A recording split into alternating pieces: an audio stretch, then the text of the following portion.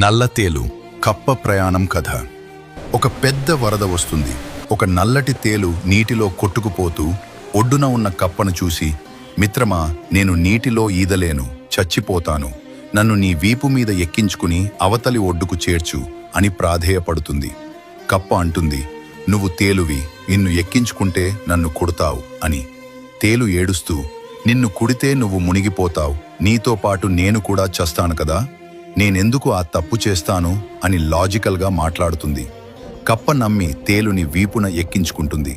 సరిగ్గా నది మధ్యలోకి వెళ్ళాక తేలు కప్ప వీపు మీద గట్టిగా కుడుతుంది. కప్ప ప్రాణాలు వదులుతూ, నువ్వు కూడా మునిగిపోతావు కదా, ఎందుకు కుట్టావు అని అడుగుతుంది.